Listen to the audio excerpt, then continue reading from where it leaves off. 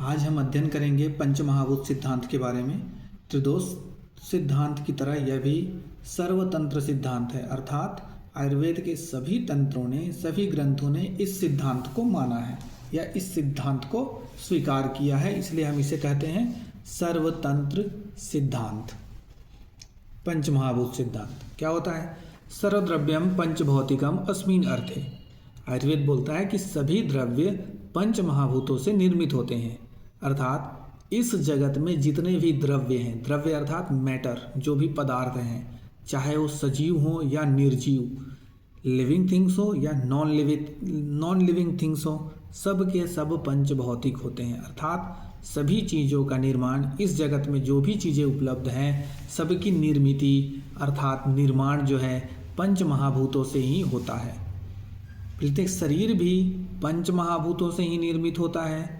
शरीर को परिभाषित करते हुए आचार्य चरक ने शरीर को पंच महाभूत विकार समुदाय आत्मकम कहा है, अर्थात शरीर जो होता है पंच महाभूत विकार अर्थात उनसे निर्मित हो, पंच महाभूतों से निर्मित तत्वों से ही, पंच महाभूत से निर्मित तत्वों के समुदाय से पंच शरीर की निर्मिति होती है, अर्थात शरीर का निर्माण होता है।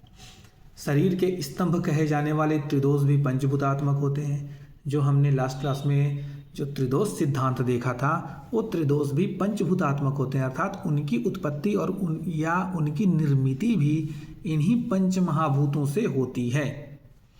धातु, मल तथा गर्भ में भी महाभूतों की प्रधानता स्पष्ट लक्षित होती है, अर्थात इन सभी में देखा गया है कि ये सब के सब में महाभूतों की प्रधानता होगी।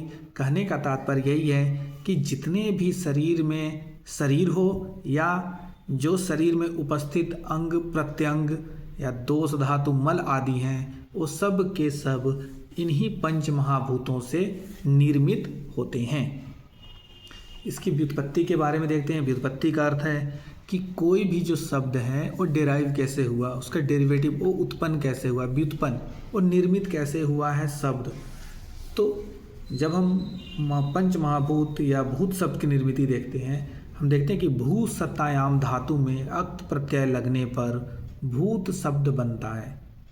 भूत शब्द निर्मित, भूत शब्द कैसे बना? तो भूत सत्तायाम धातु में अक्त प्रत्यय लगने पर। इसका अर्थ है जिसकी सत्तायाम मतलब जिसकी सत्ता सदा बनी रहे, अर्थात जो लिविंग या नॉन लिविंग थिंग्स में हमेशा प्रेजेंट रहे, उपस्थित रहे। इसका तात्पर्य है कि उसकी सत्ता हमेशा बरकरार है, वो हमेशा बना रहेगा। इस सृष्टि के निर्मिति के साथ से लेकर के सृष्टि के अंत तक वो बना रहता है पंचमहाभूत। इसीलिए बोलते हैं इसकी सत्ता, जिसकी सत्ता सदा बनी रहे उसे भूत कहते हैं। फिर निरुक्ति, इसमें लिखा है नित्य अत्वे सति गुणवत् समवायी कारणत्वम भूतत्वम। नित्यत्वे सति गुणत्वम समवायी कारणत्वम भूतत्वम, अर्थात जो नित्य होकर गुणवान पदार्थ के समवायी कारण हो उन्हें भूत कहते हैं। फिर महान्ति भूतानि महाभूतानि, महान भूतों को ही हम महाभूत कहते हैं। फिर आता है इसकी उत्पत्ति कैसे हुई है। तो पंच महाभूतों की उत्पत्ति के संदर्भ में चरक संहिता में जब हम उत्पत्ति के संदर्भ में श्लोक जो चरक सारे पहले अध्याय में दिया गया है कि जायते बुद्धिर अव्यक्ताद बुद्ध्या अहम इति मन्यते परम खादिन्य अहंकाराद उत्पद्यन्ते यथाक्रमम, अर्थात अव्यक्त से बुद्धि तत्व की उत्पत्ति होगी, बुद्धि तत्व से अहंकार, अहंकार से सूक्ष्म पंच महाभूत, सूक्ष्म पंच महाभूत अर्थात पंच तन्मात्रा, और इन सूक्ष्म पंच महाभूत और पंच तन्मात्राओं से पंच महाभूत की निर्मिति होती है, पंच महाभूतों की उत्पत्ति होती है। फिर सांख्यकारिका में लिखा हुआ है कि वैकृतात् सात्विकात् अहंकारात् तेजस सहायात् एकादश इंद्रियाणि भवन्ति भूतादस्त्व अहंकारात् तेजस सहायात् पंचतन्मात्राणि सात्विक एकादशकः प्रवर्तते वैकृताद् अहंकारात् भूतातेस्तन्मात्राः सतामसात् तेजसात् भवन, अर्थात अहंकार के भेद सत्व, रज और तम, ये 3 होते हैं। अहंकार के भेद सुश्रुत ने या सांख्य ने कितने बताया? सत्व, रज और तम।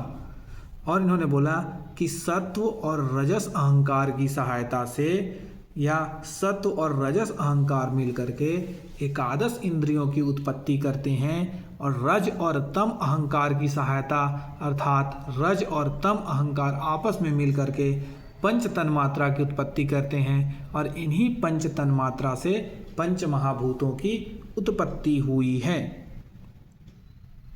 तो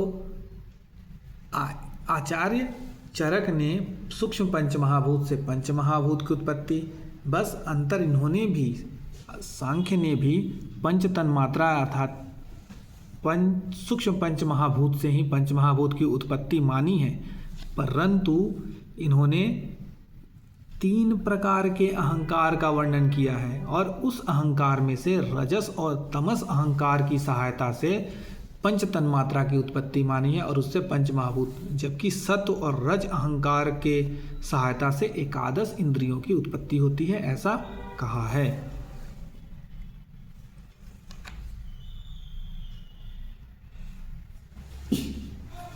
अब अवस्थाएं आती हैं कि पंच महाभूत की 2 अवस्थाएं होती हैं, सूक्ष्म भूत और महाभूत। तो भूत की 2 प्रकार की अवस्थाएं, एक होती है सूक्ष्म भूत जिसको हम तन्मात्रा कह रहे हैं, और इन्हीं तन्मात्राओं से जिसकी उत्पत्ति है महाभूत। तो इनके नाम क्या क्या हैं पंच महाभूतों के? तो नाम आता है महाभूतानि खम वायुर अग्निर आपः क्षितिस्तथा, मतलब आकाश, वायु, अग्नि, जल और पृथ्वी ये पंच महाभूत कहलाते हैं। ख का तात्पर्य यहाँ आकाश है। फिर आता है सार्वभौमता। तो सार्वभौमता में जो आचार्य चरक का श्लोक आता है, सर्वद्रव्यम पंचभौतिकम अस्मिन् अर्थे, ये श्लोक बताता है कि सार्वभौम है अर्थात सभी वस्तुओं में, पृथ्वी पर जितनी भी वस्तुएं हैं, इस श्लोक में जो भी वस्तुएं हैं, जो भी तत्व हैं, जो भी पदार्थ हैं, सब के सब पंच महाभूतों से ही निर्मित होते हैं। फिर महाभूतों के गुण हैं तो शब्द स्पर्शश्च रूपम च रसो गंधश्च तद्गुणा, अर्थात महाभूतों के क्रम से अर्थात आकाश का गुण है शब्द, वायु का गुण है स्पर्श, अग्नि का गुण है रूप, जल का गुण है रस, और पृथ्वी महाभूत का गुण है गंध।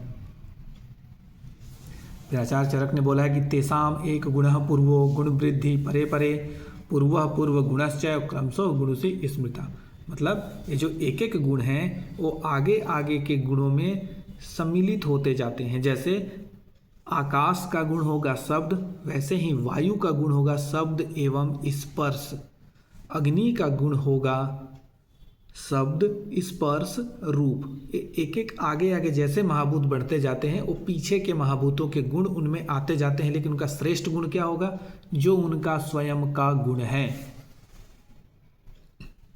फिर आता है लक्षण। लक्षण के संदर्भ में बताया है कि खर द्रव चल उष्णत्वम भूजल अनिल तेजसाम आकाशस्य अप्रतिघातो दृष्टम लिंगम यथाक्रमम लक्षणम सर्वमेव एतत् स्पर्श इंद्रिये गोचरम स्पर्श इंद्रिये विज्ञेयः स्पर्शो ही स विपर्ययः। तो खर द्रव चल उष्णत्वम भू जल अनिल तेजसाम, भू जल अनिल और तेज का क्रम से लक्षण क्या है, लिंग क्या है? तो भू मतलब भूमि का लक्षण है खरत्व, जल का लक्षण है द्रवत्व, अनिल अर्थात वायु महाभूत का लक्षण है चलत्व, तेज अर्थात अग्नि महाभूत का लक्षण है उष्णत्व। ये सभी क्रमशः क्या है? पृथ्वी, जल, वायु एवं तेज के लक्षण हैं। और आकाशस्य अप्रतिघातो, आकाश का लक्षण क्या है? अप्रतिघात। अप्रतिघात अर्थात कहीं भी न रुकना अर्थात स्पर्श न होना, यह लक्षण है। और ये जो सभी लक्षण हैं स्पर्श इंद्रिय के द्वारा जाने जाते हैं, और स्पर्श इंद्रिय के द्वारा विपरीत स्पर्श का भी ज्ञान होता है। अगर स्पर्श से हमको पता चलता है कि कोई उष्ण है तो उससे पता चलता है कि यह शीत नहीं है, अर्थात स्पर्श के द्वारा विपरीत स्पर्श का भी ज्ञान होगा। उष्ण का ज्ञान हुआ तो ये उष्ण है पता चला, वैसे उसका विपरीत स्पर्श क्या होगा? शीत। कोई ठंडी चीज़ें अगर टच होंगी तो स्पर्श इंद्रिय से पता चलेगा ये शीत भी है।